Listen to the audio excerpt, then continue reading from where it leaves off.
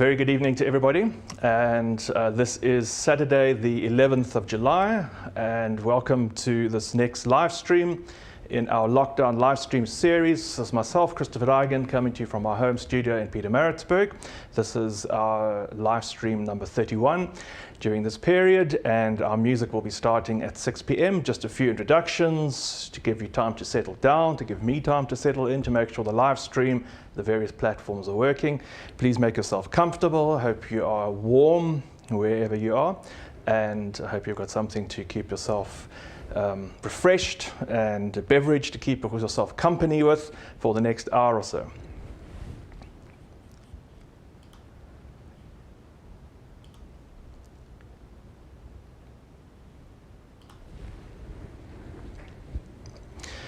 This evening's program, in concert with myself, is a selection of classical music, more substantial, might we say, or more classical program than the Thursday selection. Our live stream is going out on various platforms, and I keep telling you this just in case one of them might fail or there might be an issue and you need to swap around. But I know a lot of people like watching on Facebook because you're able to comment and interact and see who else is watching, and also start your own watch party, which means that you can actually share the stream to your own feed, your own page, and invite various people to join you to watch and comment in your own private little group, which is quite fun. And that you will find our live stream on Facebook at my personal page, as well as Christopher Haydn Pianist, Cape Classic Music Festival, Music Revival KZN, and also the Tatham Art Gallery, as well as the music school in Massanet, Spain, who are joining us this evening. So hola and welcome to you. Thank you for coming along tonight.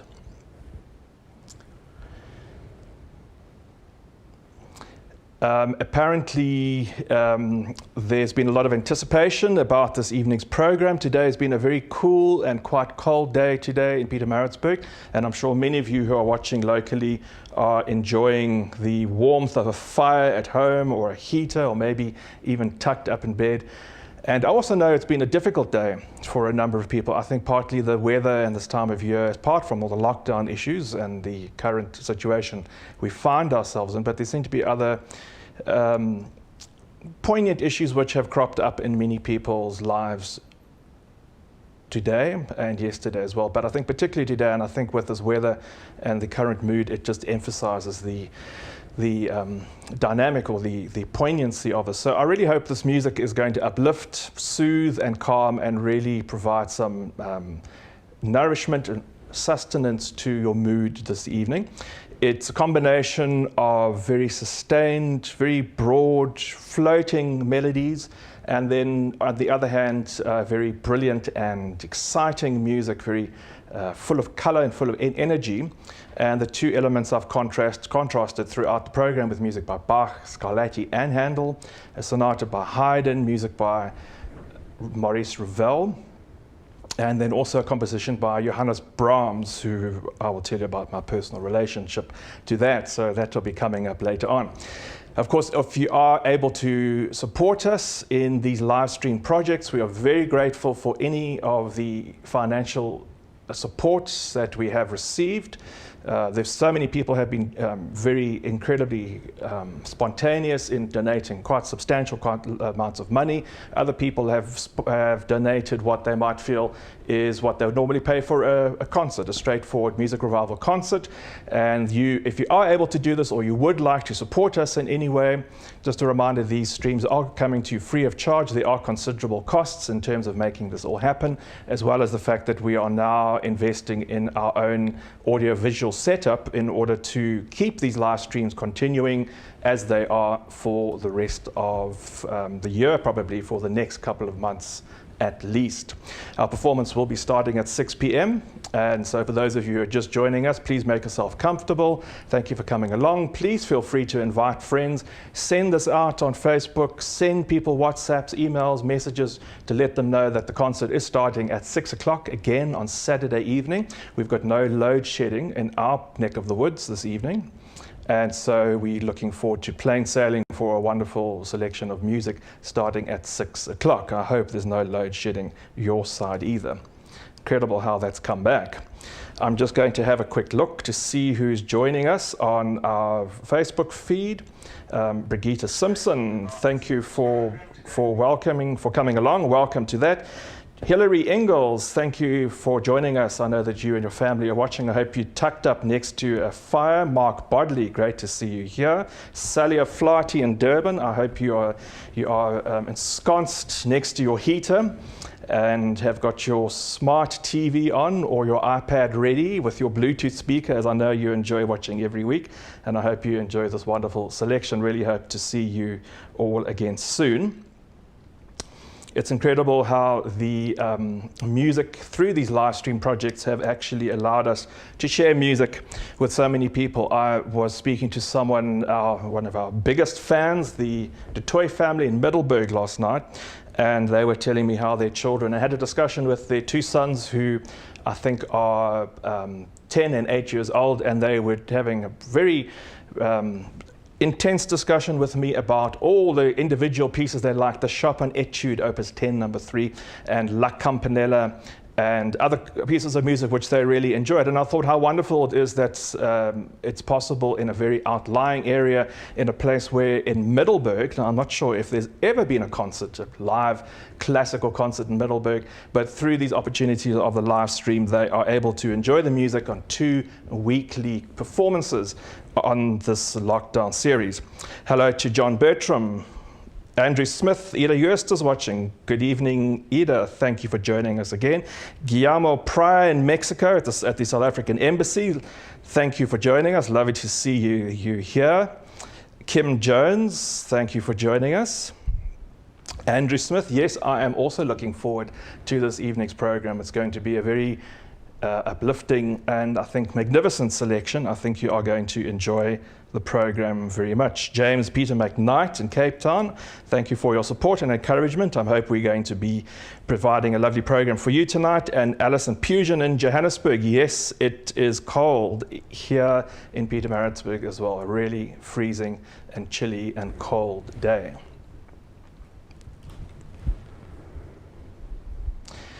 Right, well, it is 6 p.m. and that means that I should get cracking with some music.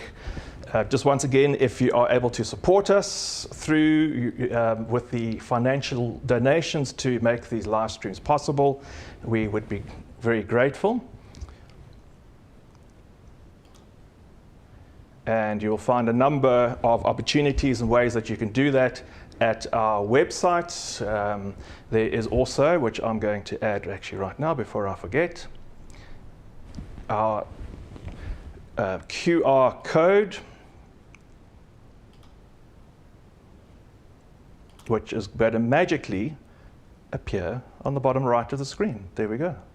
How about that? Isn't that wonderful?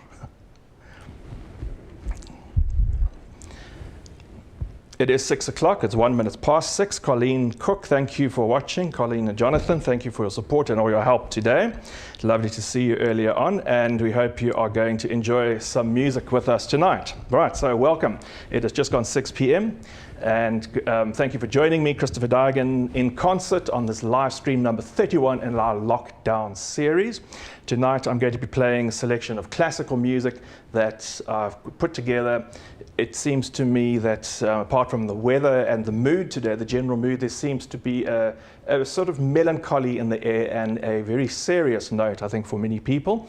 And this music, I hope, is going to console, uplift, and nourish your heart and your soul this evening.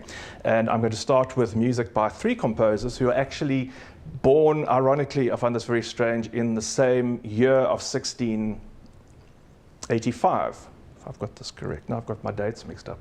I'm going blank. I think I've got the wrong date. But anyway, it's in exactly the same year. I'm getting the date in which South Africa, the South African national date. I'm getting the two confused. Kevin here's laughing at me. He's laughing. I'm feeling a bit flummoxed. Okay, so amazingly, Bach, Handel, and Scarlatti were all born in the same year. They're very different composers and very different people. And I'm going to start off with Bach's very famous Jesu, Joy of Man's Desiring. I have played this recently, but I thought it's such a great piece to start this set of 3 off. The arrangement I'm playing tonight is by the pianist Myra Hess, who apparently walked into a rehearsal room in England, London, and heard the choir and orchestra singing and rehearsing this music, where you'll hear the orchestra and the choir singing together, and was so overwhelmed and so completely engrossed in the music that she made her own version, her own arrangement for piano, two hands, recreating this beautiful sound. And it's become a very popular version. It's certainly done, I think, quite a substantial amount to popularize the melody and the music itself. The second and third pieces I'll play are two short sonatas by the Italian Baroque composer Domenico Scarlatti. Scarlatti wrote about 500 of these short pieces, and these two are particularly well known. They've been made famous by various pianists, but the first one I'll play for you is a very chorale-like, hymn-like piece of music. I always can imagine a beautiful chapel with a choir singing, and I am not going to hold back on creating beautiful nuances and beautiful rubatos, which might not be 100% stylistic. I think it's just a wonderful composition to create beautiful sounds and textures in. And then the third piece is also a Scarlatti Sonata, a very brilliant, very finger-twisting little number, full of excitement and great enthusiasm in G major.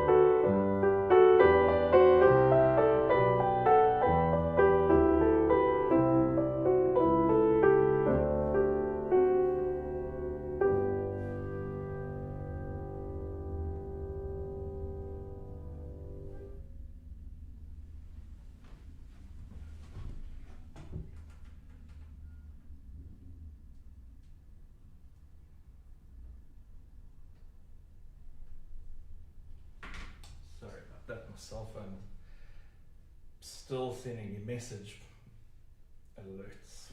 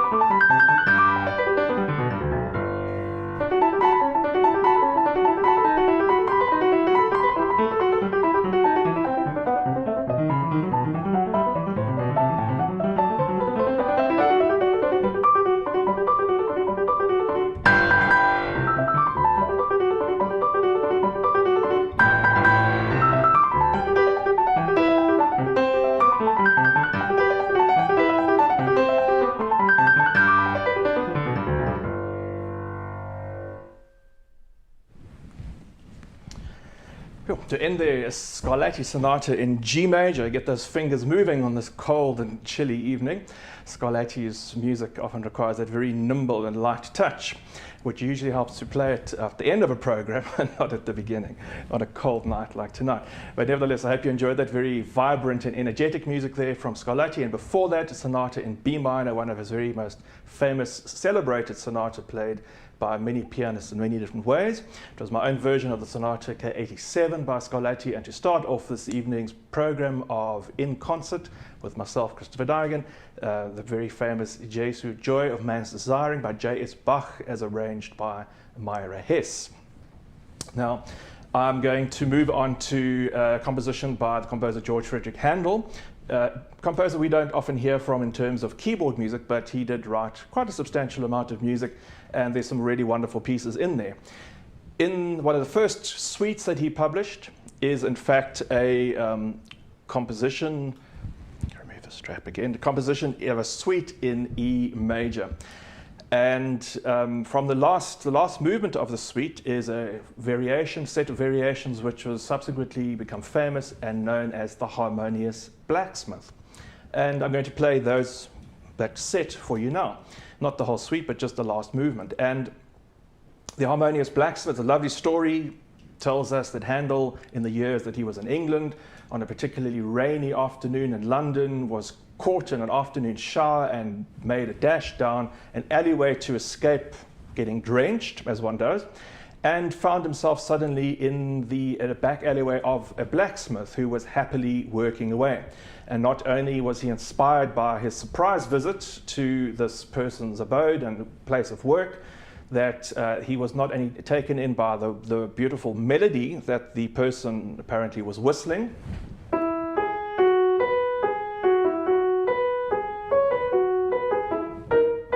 something like that, playing it all wrong, but also that in the music which he subsequently wrote, you can hear a sustained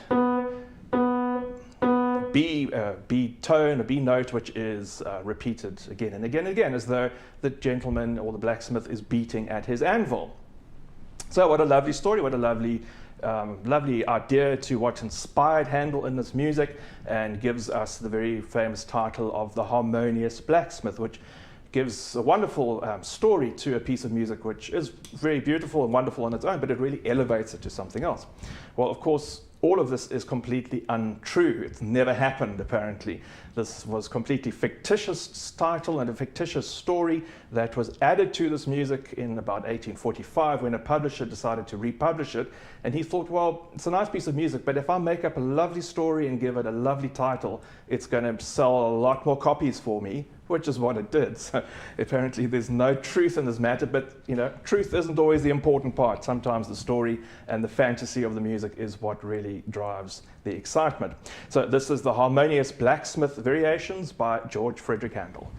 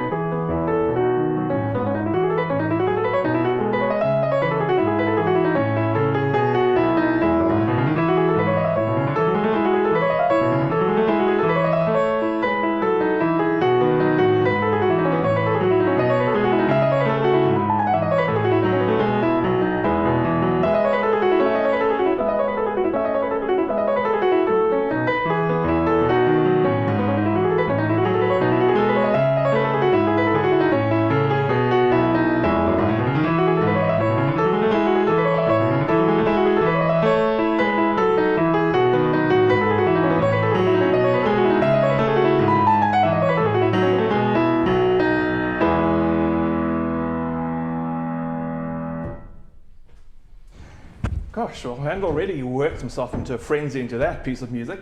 It's very exciting the way that the melody divides and the rhythms, the note lengths of the melody divide, so it becomes faster and faster and faster into semiquavers and triplets, and then these brilliant scale passages up and down. Very exciting piece. The Harmonious Blacksmith, apparently not harmonious and not a blacksmith in sight, but nevertheless a very exciting piece. The last movement from Georg Friedrich Handel's Suite in E major. I'm going to move on to a sonata in D major from one of a group of 6 sonatas by Franz Josef Haydn that he dedicated and wrote for one of his students. And it's Haydn's music. This is so typical of Haydn's music in the brilliance, the excitement, the joy, the exuberance that he expresses. But I think there's even more than that. There's a real brilliance again, like you heard in this last part of the Handel and you heard in the Scarlatti, some very vivacious finger work.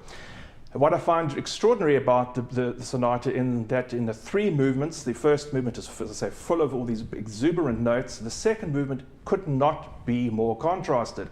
Haydn takes us from the exotic, brilliant, fluorescent heights, you might say, of an exciting piece of music into the depths of gravity, of despair, the most slow, terribly drawn chords of great dissonance and anguish and pain in a very, very short second movement, and then leads us completely into another world of humor, joking, light-hearted, twinkle in the eye for the third movement, which has got a very memorable little theme that he repeats again and again and again. So really such contrasting moods. As I said, this evening's program seems to be almost a little bit manic, you might say. A contrast between these very extreme, broad melodies and these very exciting and beautifully scored finger patterns that run up and down the piano. So this is the sonata in D major by Franz Josef Haydn, written in 3 movements.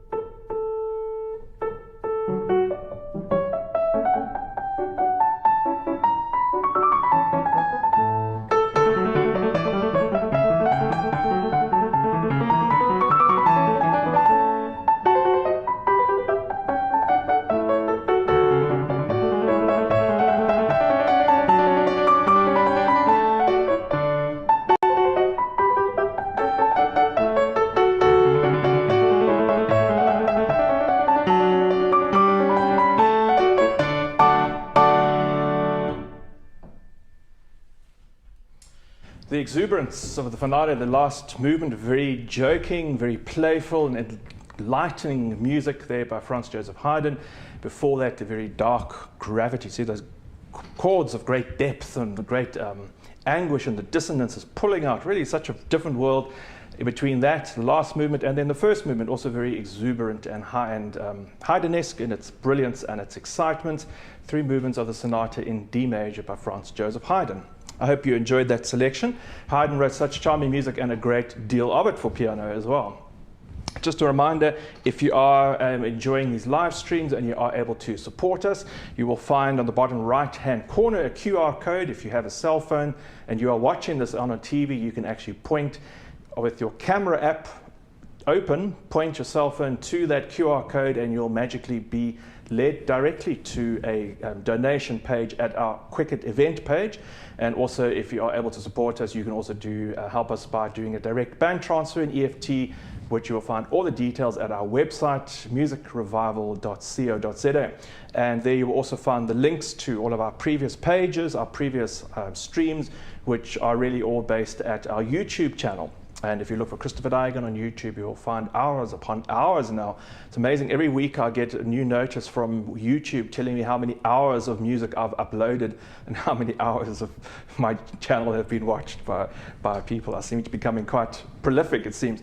So much so, I don't know if anyone else is having a problem at the moment, but my Facebook's page seems to be giving some problems, and I'm wondering if they're not, because I'm streaming all these live streams an hour at a time twice a week, and I have been doing for some time, if they're not thinking, actually, Christopher, you've had enough airtime and enough memory space at Facebook, thank you.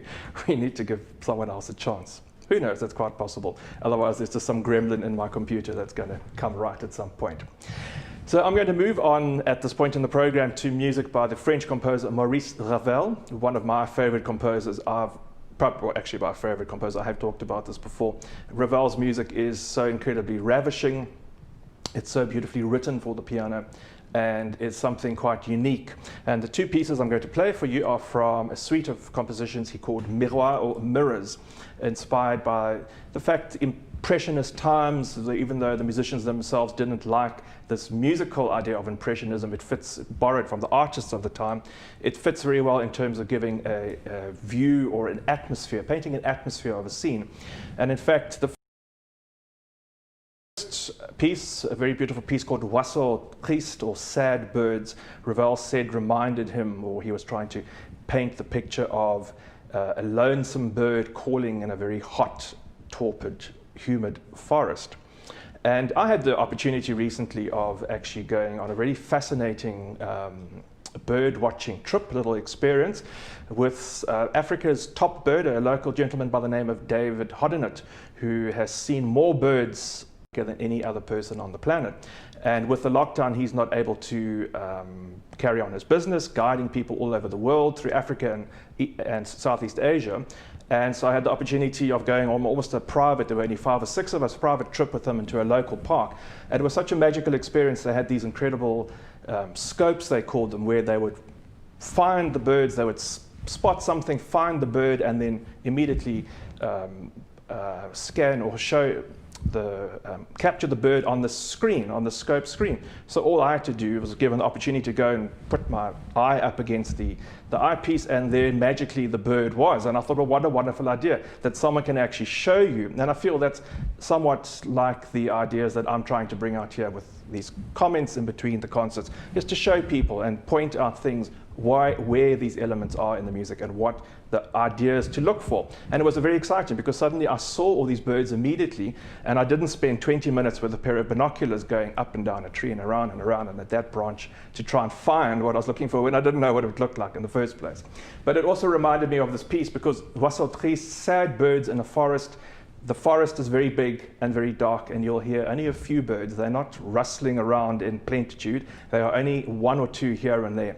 And straight after that, another composition by Ravel from the same suite, Un barque sur l'océan, or a ship on the ocean. And here Ravel captures this atmosphere of undulating seas and waves in quite a rapturous way. It's really wonderful to see the pianist, Kevin, will capture this on the camera, I'm sure, on this camera on this side, and you'll be able to see my hands running up and down the keyboards from the very top to the very lowest notes of the piano. I think it's one of the few pieces I know that you spend a lot of time traversing the entire keyboard from top to bottom.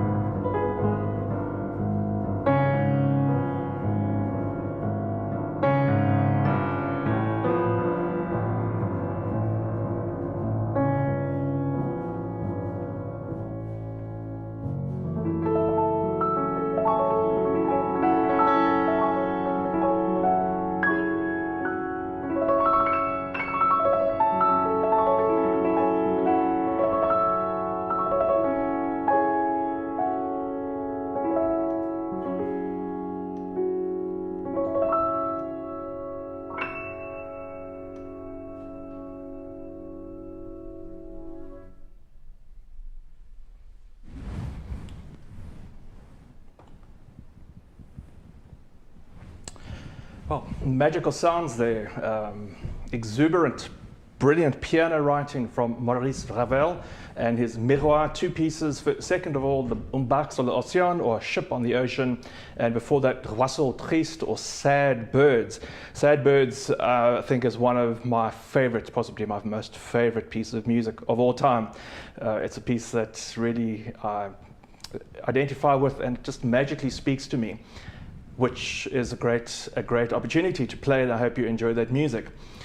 Music which doesn't speak to me, I'm often asked about who my favorite composer is, and I think it has to be Ravel. And music which doesn't speak to me at all is, and I'm going to get a lot of flack for this, I know people are going to be horrified, is the music of Johannes Brahms. It does not appeal, and I don't identify with it at all for some reason. But I'm going to play some of it for you now. That's not going to put me off from giving it a go. And I'd like to play intermezzo, a beautiful intermezzo in A major, very well-known piece, but from Brahms's set of piano pieces, or Klavierstücke, opus 118. Brahms had a very interesting life. There seems to be a very mysterious life, actually. And as I mentioned the other day, Schumann gathered some of his compositions that he hadn't used in later years and compiled them into programs or into selections of short piano pieces that he gathered together, small pieces from over the years. Chopin, in his life, people discovered compositions that he had left and manuscripts of pieces of music that he had never published and were subsequently published. Brahms, on the other hand, quite secretively was certain and made sure that everything that was not published in his private papers was destroyed and burnt, apparently. So there's never, or very seldom actually, I did play something recently, so I can't say never, a piece of music that he had written down as a gift was actually discovered only a few years ago, about 10 years ago, and I played that in one of the previous live streams. But Brahms's music is very private. There's something very personal about it, and I find it seems to sit in his own world.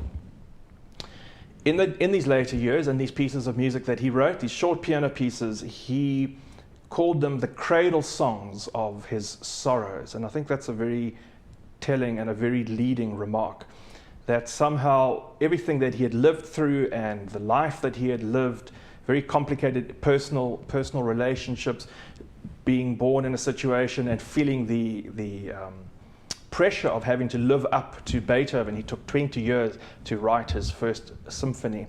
But obviously Brahms's music is magnificent and loved by many people around the world. I just don't count myself or count him as one of my favorite composers, put it that way. So I would like to play this nevertheless, because I think this is a very beautiful work, and I will use the word beautiful in this context. There's something extraordinary about it. I'm going to do my best to find the best music that I can see in it. And it's the Intermezzo, opus 118, number 2. And this brings us to an end for this evening's concert. It'll be the last piece that I play. And I think it's a suitable, fitting end. As I say, I think many people are struggling at the moment with weather, with many personal issues in their lives.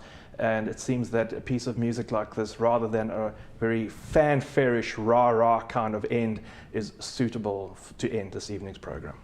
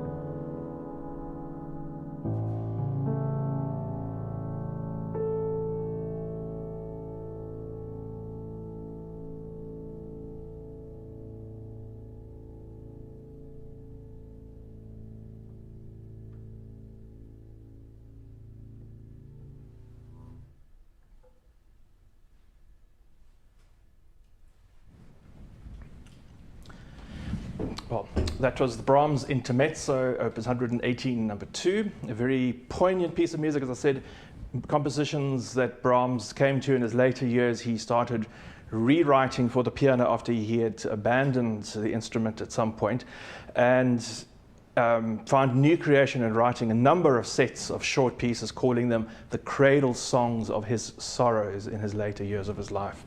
Very beautiful music. I hope you've enjoyed that selection. It's been a different combination of exuberance and brilliance and some quite serious and hopefully quite meaningful moods for you this evening. I hope you feel restored, uplifted and excited by them, and I hope you've enjoyed this evening's presentation. This has been the 31st of our live streams, bringing us to the end of this evening's concert. This is Christopher Daigen at my home studio in Pietermaritzburg. Thank you for joining us. Thank you again to Kevin Liddell of Big Beat for the magnificent sound and lighting that we have this evening. Wishing you all well, keep warm, keep safe, and look after yourself. Look forward to seeing you next week on Thursday and on Saturday at 6 p.m. Good night.